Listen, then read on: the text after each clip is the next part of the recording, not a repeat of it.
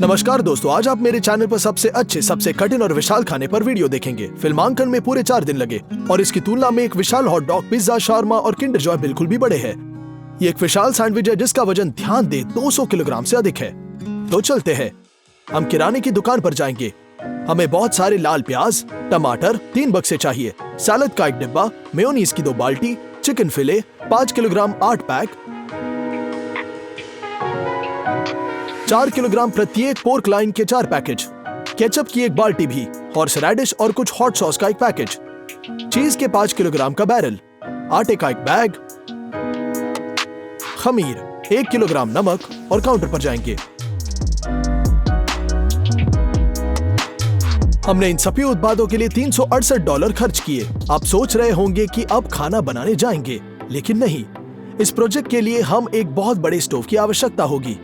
अब हम 2 महीने से इसे बना रहे हैं। मैं आपको इसके बारे में बताऊंगा। हमारी साइड पर इसे बंजर जमीन थी। हमने इसे बनाने का फैसला किया।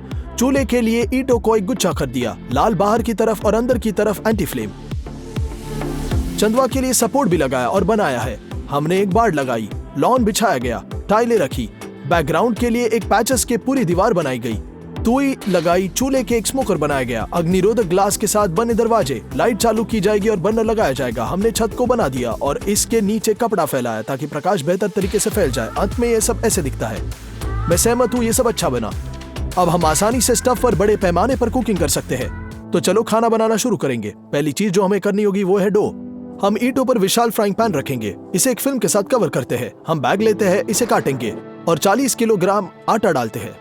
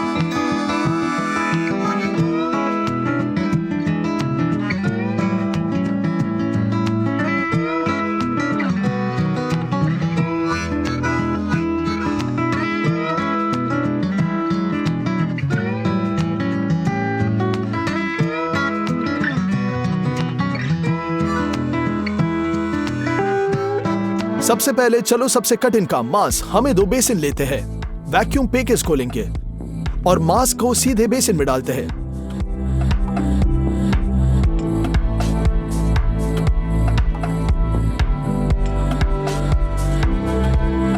चिकन फिलेस को रसदार रहने और तेजी से भूनने के लिए हम उन्हें एक तरफ काटेंगे और उन्हें खोलते हैं, जिससे वे 2 बार पतले हो जाएंगे। हम इसे दूसरे बेसिन में रखेंगे। 40 किलो चिकन काटने हमें 2 घंटे लगे।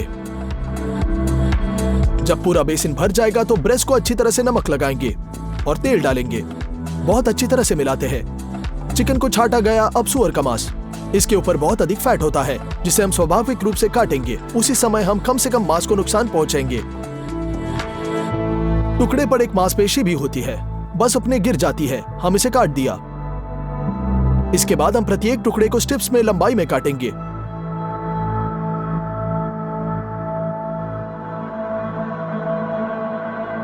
ये टुकड़े मोटे हैं तो हमने इन्हें बीट किया।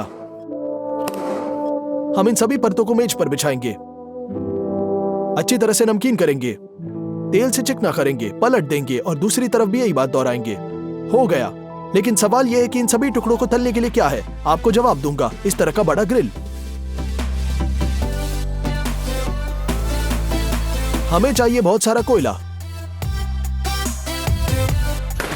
इग्निशन के लिए कटोरा और ऐसी मोम की गोलियां भी चाहिए। तो ऐसे काम करता है, हम अंगारों को खोलते हैं और कटोरे को उनके साथ ऊपर भरेंगे। फिर हम मोम की गोली लेते हैं और इसे लाइटर से जलाते हैं। हमने ऊपर कटोरा रखा। मजबूत कर्षण के कारण सचमुच 10 मिनट बाद हम ऐसे गर्म कोयले मिलते हैं। ग्रिल और एक विशेष पॉट खोलेंगे। अब ठंडे कोयले को आधे बैग डालते हैं। फिर गर्म ये सब समतल होगा। सब चिकन बिछाएंगे, प्रत्येक साइड पर भूनेंगे, पूरी तरह 3 मिनट लगे। उसके बाद हम इसे गैस्ट्रो कंटेनर में रखते हैं। वास्तव में तब तक पूरे चिकन को भूनने में हमें 5 मिनट लगे। हमने ग्रिल चिकन को 20 से अधिक बार भरा तो चिकन तैयार है, बन चुका है। हम सुअर का मांस बिछाते हैं। टुकड़े पहले से बहुत मोटे हैं, इसलिए हम उन्हें ढक्कन से ढकेंगे और जितना संभव हो वेंटिलेशन खोलेंगे। 20 मिनट के बाद हम पलट देंगे। 10 मिनट बाद ये हो गया और सुपर सॉफ्ट पोर्क निकला। अगले बैच को बिछाएंगे और 2 घंटे बाद सभी मांस तैयार होता है। सब्जियों को पीसेस करने के लिए आगे बढ़ सकते हैं। आइए पहले लाल प्याज लेंगे, हम इसे खोलते हैं, आधे में काटेंगे। हमने पूंछ और जड़ के गंदे हिस्से को भी काट दिया, भूसे निकालेंगे और आधा चल्ला में काट लेंगे।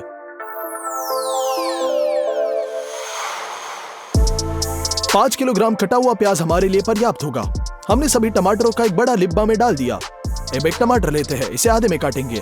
हम इसके लिए फिले हिस्से पर डालते हैं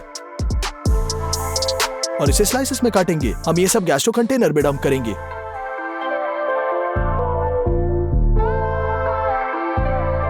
सभी टमाटर कट चुके हैं। अब हम 5 किलोग्राम चीज सिर बैरल लेंगे, इसे 2 भागों में काटते हैं, फिल्म को हटाते हैं। हम इसे फ्लैट साइड पर रखते हैं और स्लाइसेस में काटेंगे। चीज साइड स्लाइस करने के लिए सबसे कठिन चीज है। ये बहुत चिपचिपा है और हर बार सबसे तेज चाकू इसमें फंस जाता है। हालांकि 1 घंटे के बाद सब कुछ तैयार है। आखिरी चीज जो बची है वो है सॉस।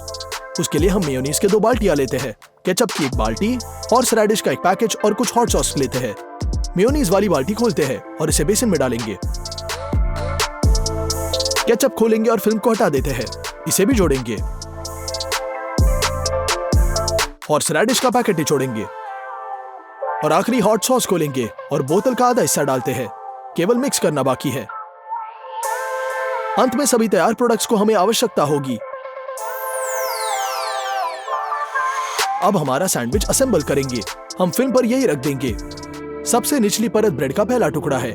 यह टुकड़ा जिसका वजन 70 किलो है। फिर इसे 15 लीटर सॉस के साथ स्प्रेड करेंगे। अगली परत सलाद की है। बस इसे ले लेंगे और बंडल को फाड़ते हैं। इसे सॉस के ऊपर फैलाएंगे। अगला चिकन के टुकड़े फैलाते हैं। पहले इसका वजन 50 किलो था, लेकिन भुनाई को ध्यान में रखते हुए 40 किलो लग रहा है। 14 किलोग्राम कटा हुआ टमाटर। अगली परत में 5 किलोग्राम चीज शामिल होगा। चीज के ऊपर 5 किलोग्राम कटा हुआ प्याज, लाल प्याज। हम इसे अच्छी तरह से बिखेरते हैं।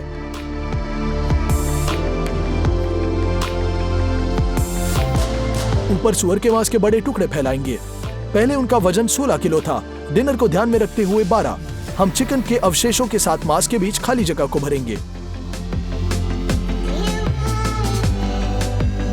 सलाद की एक और परत और अंतिम चरण जिसके लिए हम सबसे अधिक चिंतित थे, ये पूरी फिलिंग पर रोटी के दूसरे परत को रखना है ताकि अलग ना हो। धीरे धीरे धीरे उठाओ, धीरे उठाओ भाई, क्या कर रहे हो? अभी भी ऊंचा उठाओ, ऊंचा उठाओ भाई, क्या है? बाहर खींचो, बाहर खींचो, बाहर खींचो। हम कितने खुश थे जब सब कुछ काम कर गया। मैं इतने भावना को व्यक्त नहीं कर सकता जब मैं सुबह से रात तक 4 दिनों के लिए काम कर रहा हूँ और अंत में पूर्ण हो गया। हमने सभी उत्पादों के वजन की गणना की और हमारे सैंडविच का वजन ध्यान दे 223 किलो है। मेरी राय में यह सुपर जायंट पैमाने पर बना है। बस मेरी और सैंडविच की तुलना करें। हमने इसे काट दिया, लेकिन इतने बड़े वजन के कारण इसे अलग करने का आसान नहीं था। इसमें बहुत सारी फिलिंग है और ये सुपर टेस्टी है। मुझे लगता है कि कोई समझता है कि सैंडविच की तरह इतना बड़ा सैंडविच खाना अवास्तविक है। हमने इसका अधिकांश हिस्सा दोनों में बांट दिया और अगले 2 हफ्तों के दौरान मैं केवल इस सैंडविच को खाऊंगा।